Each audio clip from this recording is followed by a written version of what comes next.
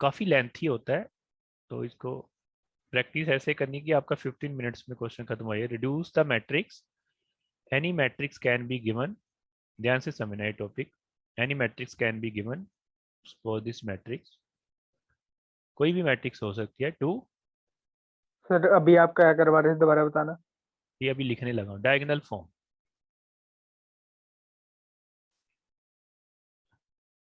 Diagonal form, okay. और इसका दूसरा नाम होता है डायगनलाइजेशन, डायगनलाइजेशन ऑफ ए मैट्रिक्स। अगर आपने, जो मैंने 4 पेपर भेजे हैं उसमें इसका क्वेश्चन काफी है। This is same like eigen value, diagonalization, इसको बोलते हैं diagonalization of the matrix, okay. No any 3 by 3 matrix is given, so 1, मान लो ये मैट्रिक्स गिवन है जो मैंने पिछली बार कराई थी, 1 0 -1, एंड क्या था यहाँ पे 1 2 and 1 and 3 2 and 2 2 and 3। Suppose this is question, कोई भी मैट्रिक्स हो सकती है, आपने ऐसे समझना कि any matrix can be given and question is reduce that matrix to diagonal form, okay. Clear है? दिस टॉपिक है आज का, diagonal form, diagonalization and same. तो कोशिश करेंगे कि आज जितना 4th यूनिट और 2nd यूनिट का पोर्शन बचा था वो आज कवर कर देंगे, ठीक है। फिर 3rd यूनिट आपका ऑनलाइन चलेगा, वो बाकी बच्चों के साथ हमारा फिर कवर हो जाएगा ऑलमोस्ट सारा।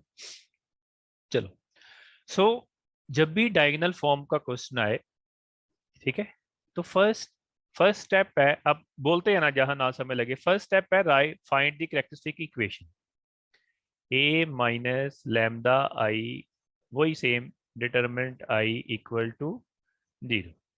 सो हमने 2 मेथड बताए हैं मैंने, one is with the help of determinant and second is with the help of that trace and उसके उसकी हेल्प से। कौन से एक किससे ट्राई किया, किसी ने क्वेश्चन ट्राई किया अभी तक आइगन वैल्यू आइगन वेक्टर का? निकालोगे characteristic equations? Any problem in finding the characteristic equations? Sir क्या आएगी नो इसकी सर। कैरेक्टरिस्टिक इक्वेशंस, क्या आएगी इसकी, क्या आई थी, याद है किसी को क्या आई थी? Lambda cube -6 minus lambda square 6 lambda square plus plus lambda 11 lambda 11 lambda -6 equal to minus -6। 0। ठीक है, same question. Next step is find the eigen value. Eigen value मतलब find the value of lambda, हमने निकाली थी lambda, lambda निकाला था, क्या आया था लैम्डा सभी का? So in this case we get 1 2 3, anything, कुछ भी आ सकता है, 1 2 एंड 3, ये निकाला था। Now for every eigen value we find eigen vectors, तो corresponding to every eigen value we find eigen vector. हर एक eigen value when we put lambda equal to 1 we get 1 eigen vector. Suppose जब हमने 1 भरा तो हमारा eigen vector आया -1 1 0। Suppose when we put lambda equal to 1, एक आपका ये आइगन वेक्टर आया। So when we put lambda equal to 2, क्या आया था लैम्डा इक्वल टू 2 के लिए आइगन वेक्टर, याद है किसी को? लैम्डा इक्वल टू 2 के लिए लैम्डा इक्वल टू निकाला था किसी ने? -2, ये आपने करना है -2। Suppose 1 2 when we put lambda equal to 2 and when we put lambda equal to 3, lambda equal to 3 and we get suppose this eigenvalue 1 -1 and -2, suppose this is, ठीक है। यहां तक किसी को प्रॉब्लम हो? यहां तक हमने लास्ट लेक्चर में किया था how to find eigen value and eigen vector of the matrix. इसके आगे शुरू होना है question, so very lengthy question, reduce the matrix to diagonal form. यहां तक ओके सभी को? नहीं ओके है तो लास्ट वाला जो मैंने वीडियो लेक्चर भेजा उसको, उसमें डिटेल में बताया था how to find eigen value and eigen vector of this matrix, ठीक है। अब इसके आगे after finding the eigen value and eigen vector, next step is find P. P होता है आपका मॉडल मैट्रिक्स। हम कर क्या रहे हैं? डायगोनल फॉर्म, उस पर पहुंच रहे हैं। तो मॉडल मैट्रिक्स फाइंड, कई बार आपको पेपर में इतना भी क्वेश्चन आ सकता है, फाइंड द मॉडल मैट्रिक्स। तो P stand for model matrix, P stand for model matrix. तो कुछ नहीं होता पी, यहां तक तो पुराना ही क्वेश्चन है सारा, find the eigen value and eigen vector of the matrix. So P क्या होता है? So what is P? P जो होता है, जो ये आपके आइगन वेक्टर आए होते हैं, ये आपका फर्स्ट आइगन वेक्टर है, ये सेकंड आइगन वेक्टर है, ये थर्ड आइगन वेक्टर है। इसको कॉलम में लिख दो। जो फर्स्ट आइगन वेक्टर है इसको फर्स्ट कॉलम लिख दो, -1 1 एंड 0। जो आपका सेकंड आइगन वेक्टर है इसको लिख दो -2 1 and 2। And what ever be the third eigen vector उसको लिख सकते हो 1 -1। जो भी आपके तीन आइगन वेक्टर आए हैं उसको राइट इन दिस कॉलम। अगर इसको आइगन वेक्टर को हम कॉलम में लिख देते हैं, that matrix is called model matrix. Okay, model matrix, any problem in model matrix? Model matrix is okay. Yes sir. तो अब आएगी आपकी diagonal form, that is D. D, ये फार्मूला होता है डी का, डायगोनल फॉर्म का फार्मूला होता है P inverse A into P। ये आपको 2 मार्क्स में आ सकता है, write the formula for diagonal form. So this is the formula D equal to P inverse A into P। मतलब तीन मैट्रिक्स है, एक P इनवर्स है, एक A है, एक P है। इसमें से P क्या है? P दिस, P ये आपके पास है। A क्या है? A ये वो आपकी ये स्टार्टिंग मैट्रिक्स होती है, that is A। Now what is left? P inverse. P inverse कैसे निकालते हैं? प्रीवियस मेथड आता है ना P इनवर्स अभी को।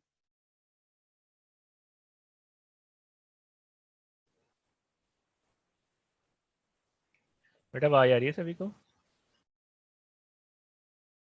आवाज आ रही है सभी को बेटा अपनी? यस सर, आ रही है। यस वो सो हम डी की बात कर रहे थे। डी डी डी का what is the formula for D? P inverse A into P। ठीक है, A आपको गिवन होता है, P मॉडल मैट्रिक्स होती है। P इनवर्स कैसे निकालते हैं? P इनवर्स क्या होता है? वही फार्मूला अर्जॉइंट P आप कर लेना। How to find inverse of the matrix adjoint P by क्या होता है? Modulus of P। Determinant of P। ठीक है, अब आप देखना आपके पास तीन मैट्रिक्स आ जाएगी। एक आपके पास A गिवन होगा जो आपको दिया होगा। What is P? कोई पूछे व्हाट इज P? P क्या होता है? इसमें क्या होता है P? What is P? Model matrix. That is nothing. Just write eigen value, eigen vector into the column. P inverse आप फाइंड कर लोगे। अब आपने क्या करना है, राइट टू लेफ्ट चलते हैं। आपने क्या करना है, A और P को आपस में मल्टीप्लाई, यहाँ तीन मैट्रिक्स आ जाएगी आपकी, तीन मैट्रिक्स आ जाएगी ऐसे। ये P इनवर्स के नीचे डिटर्मिनेंट भी कुछ होगा ऐसे। ठीक है, यहाँ आपका A होगा, ये से आपका P होगा। फिर मैं शॉर्टकट बता दूंगा आपको। ये P इनवर्स होगी, ये P इनवर्स हो, ये P इनवर्स की मैट्रिक्स होगी आपकी, क्योंकि इनवर्स भी मैट्रिक्स फॉर्म में होता है। ये A होता है, ये P होता है, ऐसे तीन मैट्रिक्स आएंगे। तो आपने इस साइड से चलना होता है हमेशा मैट्रिक्स में। आपने पहले क्या करना है, A और P को मल्टीप्लाई करना आपस में। करोगे मल्टीप्लाई? जब आप A और P को आपस में मल्टीप्लाई करेंगे तो एक तो ये मैट्रिक्स बचेगी। इन दोनों को मल्टीप्लाई करने के बाद आपके पास एक मैट्रिक्स आ जाएगी। फिर आप दोनों को फिर दोबारा मल्टीप्लाई करोगे और इससे डिवाइड करोगे, जो D आएगा, D जो डायगोनल फॉर्म होगी ना, वो अपने आप क्या आएगी, उसका आंसर क्या आएगा? 1 1 0 0 0 2 0 0। डायगोनल फॉर्म मतलब जिसके सिर्फ डायगोनल एलिमेंट होता है, रेस्ट ऑल एलिमेंट्स ऑफ 0। तो अपने आप की आपका क्वेश्चन चेक हो जाएगा कि जो आपका डायगोनल एलिमेंट है वो आपकी आइगन वैल्यू आनी चाहिए। ठीक है, आपकी आपकी क्या आनी चाहिए वो? सर दोबारा बताना ऊपर से। D इज इक्वल्स टू ये। चलो, डी का फार्मूला होता है P inverse A into P। ये तीनों मैट्रिक्स आपके पास है, P इनवर्स भी आपके पास है, A भी आपके पास है, P भी आपके पास है। A गिवन होता है P मॉडल मैट्रिक्स। तो सबसे पहले आपने A और P को मल्टीप्लाई करना है, वो यहाँ मैट्रिक्स आ जाएगी। जो आंसर आएगा उसको फिर P इनवर्स से मल्टीप्लाई करना है। जब आप मल्टीप्लाई करोगे आपको साथ में चेक हो जाना है क्वेश्चन, जो डायगोनल आएगा ना, डायगोनल। सर जो आपने ये एरो डालने के लिए कहा था, ये क्या कहा था? मतलब एरो जो डाला हुआ। इसका मतलब इधर से नहीं शुरू करना, इस साइड से शुरू करना है मैट्रिक्स को। मैट्रिक्स की मल्टीप्लाई, क्योंकि मैट्रिक्स में अगर आपने पढ़ा हो A B is not equal to B A, अगर आपने देखा हुआ ना, multiply of A B is not yes equal sir. To B A होता है। इसलिए मैं कह रहा हूँ ये राइट टू लेफ्ट चलना होता है। मतलब इनको पहले मल्टीप्लाई नहीं करना, इन दोनों को पहले मल्टीप्लाई करना है, इस साइड से चलना है, इस साइड। पहले ए और पी को मल्टीप्लाई करना है, फिर उसको जो आंसर आएगा उसको पी इनवर्स से मल्टीप्लाई करना है। और आपका साथ ही क्वेश्चन भी चेक हो जाएगा, आपके जो जितनी आइगन वैल्यू आई होंगी वही आपकी डायगोनल में आएगी, रेस्ट और एलिमेंट्स आर 0। साथ ही क्वेश्चन चेक हो जाएगा ये आपका गलत है या सही है। ठीक है, नाउ एनी प्रॉब्लम इन diagonal form? Okay diagonal form सभी को? Diagonal form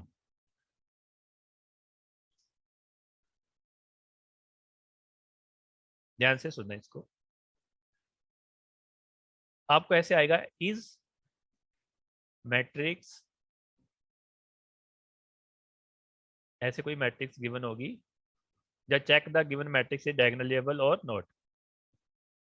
diagonal label or not. तो कहने का मोटा मोटा काम है, जैसे सेकंड यूनिट में सारा काम रैंक का होता है, सेकंड यूनिट का सारा काम किसका होता है? रैंक का, सेकंड यूनिट में। ऐसे फोर्थ यूनिट में सारा काम किसका है? सारा काम किसका होगा? Eigen values and eigen vectors. ठीक है, सो that's why this topic is important. Sir ये दोबारा बताना, क्या बताया आपने? रैंक, आइगन वैल्यू वगैरह। एक मिनट, ये शरारती आदमी भी पकड़ने होते हैं ना, जो शरारती आदमी होते हैं, कई जेम्स बॉन्ड जैसे। एक मिनट, चलो अब लगाएगा। सर ये बताना, रैंक और आइगन हाँ जी, वैल्यू वगैरह। ये मैं बोल रहा था कि जो सेकंड यूनिट का मेन बेस होता है रैंक। अगर आपको रैंक आ गया तो आपका देखना था सारा सेकंड यूनिट कवर हो जाता है। सिमिलरली फोर्थ यूनिट का बेस होता है eigen value and eigen vector. अगर आपने आइगन वैल्यू आइगन वेक्टर सीख लिया तो फोर्थ यूनिट में देखो डायगोनल फॉर्म सबसे बड़ा टॉपिक था। डायगोनल फॉर्म में हमने क्या किया, उसी को थोड़ा सा एक्सटेंड कर दिया। ठीक है, तो इन दो टॉपिक सारे आपके फर्स्ट ईयर में इंपॉर्टेंट है, rank and eigen value and eigen vector. अब देखना ध्यान से, अब आपको क्वेश्चन दिया होगा कि चेक, एक मैट्रिक्स गिवन होगी कोई भी 2x2 की और 3x3 की, यानी matrix can be given. Question आएगा check whether this matrix is diagonalizable or not. ठीक है, तो आपने क्या करना है, मान लो इसका जितना ऑर्डर हो, मान लो इसका ऑर्डर है 3x3, इसका ऑर्डर है मान लो 3x3 है, तो आपने मैट्रिक्स का क्या निकालनी है? आइगन वैल्यू और आइगन वेक्टर निकालने हैं। ठीक है, इसकी आइगन वैल्यू निकालोगे आप, मान लो इसकी आइगन 3 आइगन वैल्यू आ गई। अगर 3 ही आइगन वेक्टर आते हैं, अगर 3x3 के 3 ही आइगन वेक्टर आते हैं, तो इसका मतलब मैट्रिक्स क्या होगी? डायगोनलेबल। ओके, अगर जितना ऑर्डर हो मैट्रिक्स का उतने ही आपके आइगन वेक्टर आ जाते हैं, इसका मतलब मैट्रिक्स इज डायगोनलेबल। ओके, सभी को ये समझ लगी? सभी को क्या बोला मैंने? ये अगर ना आए तीनों, हाँ जी, कई तीन। बार क्या होता है कि 3x3 की मैट्रिक्स होती है, मैं क्वेश्चन दूंगा आपको, उसके जब आप आइगन वेक्टर निकालोगे ना, वो 2 आएंगे। अगर मान लो इसके आइगन वेक्टर निकाले, वो 2 आइगन वेक्टर आए। तो अगर मान लो ऑर्डर 3x3 है और आपके आइगन वेक्टर कितने आ रहे हैं? आइगन वेक्टर कितने आ रहे हैं? 2। इसका मतलब दैट मैट्रिक्स इज नॉट डायगोनलेबल। याद रहेगा सभी को जो मैंने क्या बोल रहा हूँ? दिस इज 5 मार्क्स में चेक करने के लिए आ जाता है कि रिपीट करना sir, repeat. Check whether this matrix is diagonalizable or not. ठीक है, एक मैट्रिक्स आपको चेक करने के लिए आती है कि ये डायगोनलेबल है कि नहीं है। तो आपने कुछ नहीं करना, आपने उस मैट्रिक्स की आइगन वैल्यू और आइगन वेक्टर निकाल देंगे। ओके, अगर जितना ऑर्डर है, मान लो मोस्टली हम 3 का ऑर्डर कर ले, मान लो 3 ऑर्डर 3x3 है, अगर इसके 3 ही आइगन वेक्टर आ जाते हैं, अगर मान लो मैट्रिक्स 3x3 है और उसके आइगन वेक्टर भी कितने आ जाए? 3 आ जाए। आइगन वैल्यू नहीं, आइगन वैल्यू तो 3 ही आएंगी, आइगन वेक्टर की बात करो। अगर आइगन वेक्टर भी 3 आ जाए, इसका मतलब दैट मैट्रिक्स इज डायगोनलेबल। ओके सभी को? ओके सभी को, क्या बोला मैंने? Yes sir. Yes sir. अब आपने जो मैं क्वेश्चन दूंगा, इसको आपने होमवर्क करना है। तो मैं इसको आपने होमवर्क करना है कि इसका कहने का मतलब ये नहीं है कि अगर मान लो 3x3 है, 3x3 की कोई मैट्रिक्स है, तो उसकी 3 आइगन वैल्यू होगी और 3 ही आइगन वेक्टर हो गए। जरूरी नहीं होता ये चीज जरूरी नहीं होती कि अगर 3 आइगन वैल्यू हो तो हर एक का आइगन वैल्यू एक ही आइगन वेक्टर दे। No, this is not compulsory. ठीक है, तो कम भी आइगन वेक्टर कम भी आ सकते हैं। ठीक है, अब मैं एक क्वेश्चन आपको दूंगा होमवर्क, आपने उसको चेक करना है कि ये डायगोनलेबल है कि नहीं है। ठीक है, डायगोनलेबल है कि नहीं, ये आपने चेक करना है। ठीक है, तो आप उसका क्या निकालोगे? 0 1 and -1 and 0 2 and 4। ठीक है, ये आपकी मैट्रिक्स है। आपने इसको चेक करना है कि ये डायगोनल लेवल है कि नहीं। तो आप लोग इसका क्या करेंगे, अब क्या करेंगे इसका? आइगन वैल्यू फाइंड करेंगे और आइगन आप vector. Eigen value and eigen vector find करेंगे। जो इसकी आइगन वैल्यू आएगी वो मैं लिख देता हूँ, ये आएगी 2 2 3, 2 2 3 आएंगी। ठीक है, अब देखना जब इसके आप ना आइगन वेक्टर निकालोगे, इसके कितने आइगन वेक्टर आएंगे? ओनली 2 ही आइगन वेक्टर आएंगे, एक आइगन वेक्टर आएगा ही नहीं। आप करके चेक करके देखना। ओके, आप इसको चेक करोगे ना, इसके 2 आइगन वेक्टर आएंगे। सर आप इसकी आइगन वैल्यू 2 2 3। हाँ जी, जब आप इसकी आइगन वैल्यू ओके। निकालोगे वो 2 2 3 आएंगी। जब आप इसके आइगन वेक्टर निकालोगे ना, आपके आइगन वेक्टर आएंगे, एक आएगा 1 1 -2। ठीक है, और जो दूसरा आइगन वेक्टर है, दूसरा आइगन वेक्टर है 1 0 0 आएगा। ठीक है, 1 0 0। सर तीसरा आइगन वेक्टर आएगा ही जैसे नहीं। सर क्योंकि इसमें 2 वैल्यू सेम है इसलिए। नहीं नहीं, ये कुछ नहीं होता। ठीक है, this is the not reason. Mostly वैसे उन्हीं केसेस में होता है जिसमें 2 सेम हो या 3 सेम हो। ठीक है, ओके। ये पंगा कब आता है? Okay sir. पंगा कब आता है? ये मान लो आपकी आइगन वैल्यू ऐसी है, आ गई ना, ये आप नोट कर लो 2 3 4। मान लो 2 मार्क्स में आपको क्वेश्चन आ जाए, या आपको मान लो इतनी बड़ी मैट्रिक्स दी हो और आपने चेक करना हो कि डायगोनलेबल है कि नहीं। If all the eigen values are different, ठीक है, if all the eigen values are different then given matrix is diagonalizable. फिर आपको आइगन वेक्टर निकालने की जरूरत नहीं होती, आप सीधा भी लिख सकते हैं अगर 2 मार्क्स में आए। ओके सभी को, ये नोट कर लो। If all the eigenvalues are different, then there is no need to check given matrix is diagonalizable or not। वो diagonalizable होगी ही होगी।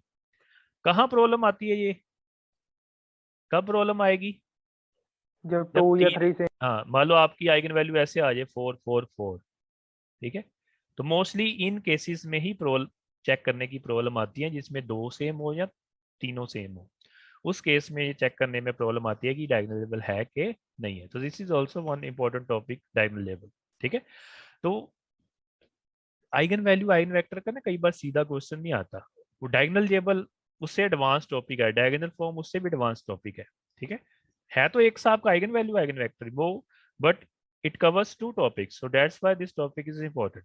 ठीक है, अगर मैंने आपको eigen value eigen vector cover करना और डायगोनल लेबल में पूछ लूं कि check whether this matrix is diagonalizable or not, so I cover 2 topics. I first cover sir eigen value lengthy and, करने के लिए डाल देते हैं। हाँ जी, लेंथी करने के लिए सीधा ये डालते हैं। नहीं लेंथी करने के लिए नहीं, एक तो लाइन है आगे, निकाला तो आपने आइगन वैल्यू आइगन वेक्टर ही है ना, तो आगे एक ही लाइन लिखनी है नॉलेज के लिए कि it has 3 eigen vector therefore given matrix is diagonalizable. तो इट कवर 2 टॉपिक्स। ये अगर डायगोनल फॉर्म पूछे, अगर डायगोनल फॉर्म पूछे। डायगोनल फॉर्म में, डायगोनल फॉर्म जब भी आती है ना तो उसकी मैट्रिक्स भी ऐसे आती है, उसमें ज्यादा जीरो होते हैं। ठीक है, वैसे डायगोनल ओके सर। फॉर्म आना नहीं चाहिए। डायगोनल फॉर्म अगर आपका क्वेश्चन आए तो टेक 20 मिनट्स। अब यही प्रॉब्लम होती है ना पेपर में, लोग ये नहीं देखते, वो डायगोनल फॉर्म में ही सारा पेपर निकाल देते हैं। ठीक है, डायगोनल फॉर्म अगर मैं भी करूंगा टेक 20 मिनट और 15 to 20 minutes maximum. Okay, because आपने सारी आइगन वैल्यू निकालनी है, फिर सारे आइगन वेक्टर्स निकालने हैं, फिर उसका इन्वर्स निकालना है, फिर 3 मैट्रिक्स मल्टीप्लाई करनी है। ओके, तो ये आपने देखना होता है कि ऑप्शन आपके पास पेपर में है कि नहीं। इट इज इन सिलेबस, तो हमको करना पड़ेगा। जो टीचर, कई टीचर क्या करते हैं, वो आपको आइगन वैल्यू आइगन वेक्टर दे देते हैं किसी मैट्रिक्स से, फिर पूछ लेते हैं कि फाइंड द डायगोनल फॉर्म। ठीक है, वैसे तो ऐसे क्वेश्चन आना चाहिए कि eigen value eigen vector are given and find the diagonal form, पर वो पीछे चला आता है कि रिड्यूस द, क्योंकि जो भी सिलेबस में सीधा लिखा हुआ है डायगोनल फॉर्म, अगर आप सिलेबस देखोगे ना तो स्ट्रेट फॉरवर्ड लिखा है डायगोनल फॉर्म, तो वो सीधे डाल देते हैं question, but that is very lengthy question, तो आपको ये थोड़ा सा पेपर में मैनेज करना पड़ता है। ठीक है, प्रैक्टिस ज्यादा चाहिए। हाँ लेंथी है, मैं खुद बोलता हूँ very lengthy. It cover 2 big question, line 20 marks के क्वेश्चन से भी कम है डायगोनल फॉर्म, बट हमारे सिलेबस में है तो कोई ऑप्शन नहीं है हमारे पास। ओके, तो अगर आपके पास पेपर में ऑप्शन हो तो आप इसको छोड़ सकते हैं। अब फंसता कहाँ है स्टूडेंट पेपर में? टॉपिक सिंपल है, ये है लेंथी पर है सिंपल, कुछ करना तो है नहीं। अगर आइगन वैल्यू आइगन वेक्टर निकल जाए, बाकी तो पुराना ही काम है, इनवर्स निकालना और मल्टीप्लाई करना, तो वहाँ थोड़ा सा टाइम वेस्ट हो जाता है। तो ये आपने, अगर आपके पास पहले सारा पेपर हो जाए फिर लास्ट में इसको ट्राई करो। ओके। ये थोड़ा सा आपको मैनेज करना आना चाहिए। फिर यहाँ तक ओके सभी को? Any problem in this? No sir. So today we discuss how last two lecture में eigen value, eigen vectors, then diagonal form diagonal और डायगोनल जेबल मैट्रिक्स। ठीक है, diagonal- ओके। नेक्स्ट है symmetric and skew symmetric. Symmetric and skew symmetric. एक topic में आपके लिए homework दे रहा हूं, properties of eigen value and eigen vector. एक मिनट थोड़ा सा इसको कवर करें। Properties of eigen value and eigen vector. Properties of eigen value, इसमें 2 मार्क्स का क्वेश्चन कई बार आ जाता है पेपर में। Properties of eigen value and eigen vectors. ठीक है, अब थोड़ी सी नॉलेज की बात कर लेते हैं। चलो मैथमेटिक्स हो गया, okay. Properties of eigen value and eigen vector. अब ये आइगन वेक्टर बना क्यों? What are the application? क्यों जरूरत पड़ी इसकी eigen value and eigen vector topic की? बना क्यों और इसकी क्या एप्लीकेशन है? थोड़ी सी नॉलेज 5 मिनट बताते हैं। तो फिजिक्स में ना कोई आपको वेक्टर पता क्या होता है? मैग्नीट्यूड। वेक्टर क्या होता है? वेक्टर वैसे व्हाट इज वेक्टर? वेक्टर की डेफिनेशन क्या होती है? स्केलर वेक्टर सुना हुआ है ना सभी ने? तो जो इसके मैग्नीट्यूड मैग्नीट्यूड हाँ, डायरेक्शन जिसका अकेला मैग्नीट्यूड हो उसको स्केलर बोलते हैं, and vector which has magnitude as well as direction, direction. तो उसको हम वेक्टर। डायरेक्शन ठीक है, अब हुआ क्या सर ये कि दोबारा समझाना सर ये। स्केलर एंड वेक्टर दो चीजें होती हैं। स्केलर का मतलब होता है विच हैज ओनली मैग्नीट्यूड, कोई क्वांटिटी जिसका ओनली मैग्नीट्यूड हो, सिर्फ वैल्यू हो, जैसे वेट वुट होता है, तो उसको स्केलर बोलते हैं। वेक्टर क्या होता है? Which has magnitude as well as direction.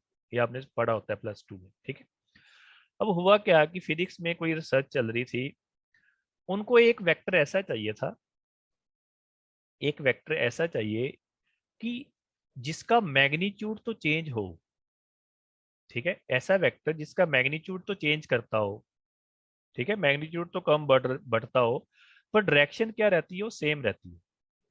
ठीक है, ऐसा वेक्टर की थोड़ी जरूरत पड़ी कि जिसका मैग्नीट्यूड कम बढ़े पर उसकी डायरेक्शन क्या रहे? अगर बढ़े तो एक ही डायरेक्शन में बढ़े, या घटे तो एक ही डायरेक्शन में घटे। ठीक है, तो ऐसी रिसर्च हुई तो फिर उससे ये वेक्टर निकला आइगन वेक्टर। तो आइगन वेक्टर क्या वेक्टर होता है? जिसका मैग्नीट्यूड तो क्या करता है? मैग्नीट्यूड क्या करता है? चेंज होता है, पर डायरेक्शन क्या होती है?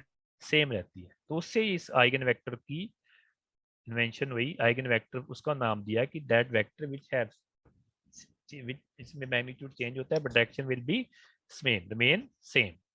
ठीक है, अब अपने आसपास देखो ऐसी कोई चीज, अपने अंदर कोई ऐसी चीज कोई देखो कि जिस जो बढ़ती हो पर एक ही डायरेक्शन में होती हो। एनीवन? कोई ऐसी चीज जिसका मैग्नीट्यूड चेंज हो रहा है पर डायरेक्शन नहीं चेंज हो रही? आपके आसपास कोई ऐसी कोई एप्लीकेशंस? लोडी भी आ रही है, उसमें भी होती है एप्लीकेशन इसकी। पतंग। हाँ जी, पतंग। हाँ जी, जैसे हाइट ऑफ ए पर्सन है, जैसे आपकी हाइट है, so these are all application. देखो आप देखो, ये टॉपिक का आपको मतलब बताता हूँ। यू आर सीएससी स्टूडेंट है ना, आप सीएससी के स्टूडेंट्स हो, और ये क्वेश्चन की give an real life example in Infosys company. सुनी होगी आपने, सुनी हो ये सभी ने, है ना? उस सर कंपनी में ये क्वेश्चन आपको पूछा गया था इंटरव्यू में एक स्टूडेंट को। तो आइगन वैल्यू, आइगन वेक्टर इस लेवल का टॉपिक है। आपको कई बार ना डायरेक्ट एप्लीकेशंस नहीं दिखती किसी चीज की, आपको फैन घूमता दिखता है, वो बना कैसे वो चीजें नहीं दिखती। तो ऑल मैथमेटिक्स ही होता है इसमें। ओके, सो ये क्वेश्चन आपको मैं इन्फोसिस की जो टेक्निकल राउंड होता है उसमें पूछा गया था किसी स्टूडेंट से, तो मेरा ही स्टूडेंट था। चलो, कोई ऐसी चीजें कि जिसमें मैग्नीट्यूड चेंज होता है डायरेक्शन, तो क्या होगी? हाइट, आपकी जो हाइट है, ठीक है, आपकी जो हाइट है, आप देखो एक ही डायरेक्शन में आपका हाइट देखो चेंज हो रही है, मतलब आपका मैग्नीट्यूड चेंज हो रहा है पर डायरेक्शन क्या है? सीधे सीधे बढ़ रहे हो आप, टेढ़े मेढ़े नहीं हो रहे ना। ठीक है ना? ऐसे फ्लाइंग काइट फ्लाइंग करते हैं, जैसे अगर इधर उधर करना हो तो अलग बात है, पर आप अगर सीधा ही हो तो आपका फ्लाइट आगे, अब आपकी जो काइट है वो आगे जा रही है पर एक ही डायरेक्शन में क्या कर रही है? आगे बढ़ रही है, जिस डायरेक्शन में विंड हो। ठीक है, तो these are all the applications of eigen vector. Okay, तो इसलिए ये टॉपिक बना। इसकी डेफिनेशन क्या होती है आइगन वैल्यू की, ये बुक में नोट्स भेजूंगा उससे पढ़नी। ये डेफिनेशन होती है ए लैम्डा, सॉरी ए, एक मिनट, ये this is the definition A x equal to lambda x. This is the definition of eigenvalue where a is any matrix and x is vector.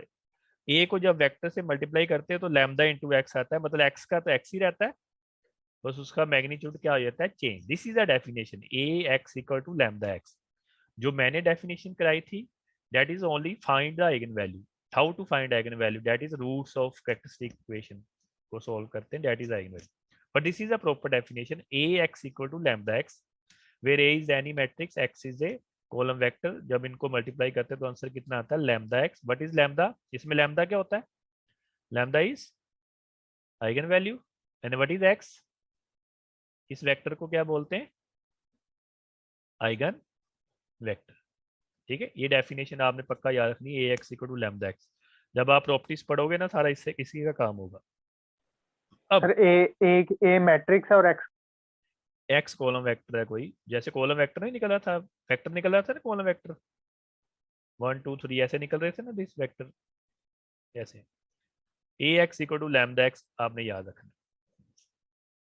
This is the definition of eigen value and eigen vector, but this is lambda is eigen value. इतना ही लिख दो अगर कुछ ना आए। अगर आपको बस इसके ऊपर क्या लिखना है, let A be any square matrix and x is any column vector and ax equal to lambda x where lambda is eigenvalue and x is eigenvector. This is the proper definition of eigenvalue and eigenvector. अब question क्या आता है, मान लो एक matrix है A, these are the properties, एक properties कराता है, ऐसे 7 प्रॉपर्टीज है, आपने अपने आप करनी है। मान लो एक मैट्रिक्स A है, उसकी आपने आइगन वैल्यू निकाली 2, मान लो आइगन वैल्यू आ गई 2 2 5 सपोज, ठीक है। और कहता है find the eigen value of A cube. तो ए क्यूब की आइगन वैल्यू क्या होगी, प्रॉपर्टीज क्या होती है, बस आइगन वैल्यू का उतना क्यूब कर दो जितनी ए की पावर आए, 2 की power 3। These are the 2 marks question, 2 की पावर 3 एंड 5 की power 3। So if 2 2 5 are the eigen values of A, then what are the eigen value of A cube. ये 2 मार्क्स में क्वेश्चन आता है, कितनी आएंगी आइगन वैल्यू, 8 8 एंड 125। ओके सभी को, this is the first property. मान लो किसी की मैट्रिक्स की आइगन वैल्यू 2 2 5 है, तो उसके स्क्वायर की कितनी होगी, उसके जितनी पावर करोगे उतनी आइगन वैल्यू की क्या हो जाएगी, पावर हो जाएगी। क्लियर है first property, first property is okay. Any problem in first property. Sir दोबारा बताना क्या क्या कहा था आपने। मान लो आप कोई मैट्रिक्स है, अभी कोई मैट्रिक्स थी, कोई मैट्रिक्स, हमने उसकी आइगन वैल्यू कितनी निकाली, उसकी आइगन वैल्यू निकाली 1 2 3 सपोज, ठीक है, ये ए की थी। तो मैं कहता हूँ find the eigen value of A5। A5 इसका मतलब क्या है, पहले मेरे को ए को 5 सीधी आइगन वैल्यू इसकी सीधी कितनी होगी, जितनी आइगन वैल्यू आई होगी उतनी, जितनी इसकी पावर उतनी उसकी पावर कर दो। So these are the eigen value, very simple, उतनी पावर जो आइगन वैल्यू की उतनी पावर कर दोगे, तो these are the eigen value of A5। This is the first property. ऐसे और प्रॉपर्टीज होगी वो आपने अपने आप पढ़नी है, properties of eigen value and eigen vector. Okay, तो ये टॉपिक खत्म हो गया आपका, eigen value eigen vectors, diagonal form, diagonal table and properties of eigen value and eigen vector. तो ये आपका प्रॉपर फुल 4th यूनिट का टॉपिक था। अब इसमें छोटा सा एक टॉपिक बचा है, वो अभी कवर करने लगे हम, सिमेट्रिक। ये पढ़ा होता है वैसे आपने, symmetric matrix, symmetric and skew symmetric. क्या होता है symmetric, transpose of A equal to, अगर कोई मैट्रिक्स है, अगर आपने उसका ट्रांसपोज लिया, if it is same equal to A, that matrix is symmetric matrix. ठीक है, कोई मैट्रिक्स है मान लो ए, अगर आपने उसका ट्रांसपोज लिया, वो कोई मैट्रिक्स सेम ही, कोई चेंज ना आए, तो that is symmetric. Skew symmetric क्या होती है, अगर ट्रांसपोज लिया और आंसर कितना आ नेगेटिव जाए, आ जाता है, minus negative of A, that matrix is skew symmetric. वो मैट्रिक्स क्या होती है, स्क्यू सिमेट्रिक। जो मेन टॉपिक है ये तो आपने पढ़ा होता है, symmetric and skew symmetric matrix.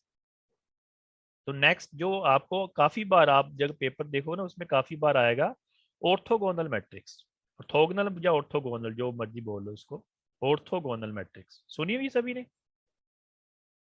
Yes sir. Orthogonal matrix क्या होती है, ये पुराना पढ़ा होगा, ये अपने सिलेबस में है सारा कुछ। ऑर्थोगोनल क्या होता है, आपको मान लो कोई मैट्रिक्स गिवन होगी ए, ठीक है, वो आपने चेक करना है कि वो मैट्रिक्स ऑर्थोगोनल है कि नहीं। इसका क्वेश्चन पक्का आता है या इसकी डेफिनेशन आती है या क्वेश्चन पक्का आता है, आप प्रीवियस क्वेश्चन देखना सारे, ठीक है। तो आपने क्या करना है, इसका ट्रांसपोज निकालना है, इस मैट्रिक्स का क्या निकालना है, transpose. A given matrix is said to be orthogonal, अगर ए को उसके ए ट्रांसपोज से मल्टीप्लाई करें तो आंसर कितना आ जाए, आई। जिस मर्जी साइड से मल्टीप्लाई करें, ए ट्रांसपोज को ए से करें या ए को ए ट्रांसपोज से करें, तो आंसर कितना आ जाए, आइडेंटिटी मैट्रिक्स आ जाए, तो then that matrix is called orthogonal matrix. तो आप अगर आपको एक मैट्रिक्स गिवन होगी, आपने उसको चेक करना होगा कि ये ऑर्थो, अगर ये अभी लेक्चर खत्म हो रहा है, मैं आपको लिंक भेज रहा हूँ 1 मिनट में दोबारा, ये ऑर्थोगोनल खत्म करने पहले ए दिया होगा, ए ट्रांसपोज, आपने दोनों को मल्टीप्लाई करना, अगर आपका आंसर आई आ जाए, आइडेंटिटी आ जाए, इसका मतलब given matrix is orthogonal. Okay, so symmetric, skew symmetric and orthogonal matrix, link भेज रहा हूँ।